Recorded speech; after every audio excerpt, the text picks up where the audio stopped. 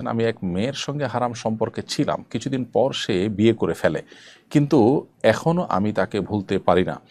তার প্রতিও মায়া আরও বেড়েছে। সে নিজেও মাঝে মাঝে মেসেজ দিয়ে বলে আমাকে ভুলতে পারে না এবং খুব মিস করি। কি করলে আমার মন ভালো হবে এবং আল্লাহর সন্তুষ্টি অর্জন করতে পারবো? আহ, ভাই রাজিবুল, হারাম সম্পর্ক থেকে বের হয়ে আসার জন্য মানুষের দৃঢ় সংকল্পের কোনো বিকল্প নেই। হারাম সম্পর্ক আপনাকে জাহান্নামী করে তুলবে এবং দুনিয়ার জীবনকেও আপনার জাহান্নামে পরিণত করতে পারে।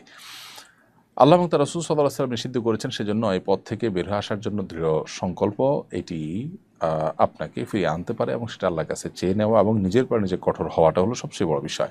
এই যে ভুলতে পারছেন না বলছেন, আপনি যদি ভোলার জন্য প্রয়োজনে কোনো অভিজ্ঞ বা এক্সপার্ট মানুষদের সাহায্য নেন, কোনো প্রয়োজনে কোনো মনোরোগ বিশেষজ্ঞ সাহায্য নেন যিনি দিনদার মানুষ, যদিও এক্ষেত্রে দিনদার মানুষদের উপস্থিতি বা আনাগোনা কম, তারপরও আপনি চেষ্টা করে যতটুকু পান ততটুকু সাপোর্ট যদি আপনি নেন, ইনশাআল্লাহ আশা করা যায় আপনি এখান থেকে ফিরে আসতে পারবেন। প্রয়োজনে আপনি ভালো কোনো জায়গা বিয়ে করার চেষ্টা করেন এবং সেখানে ইনভলভ হয়ে গেলে আশা করা যায় ধীরে ধীরে আপনি ভুলে যাবেন এবং এই যে তার সাথে মেসেজ আদান প্রদান করার ব্যাপারটা সেটা আপনি বন্ধ করে দিতে হবে।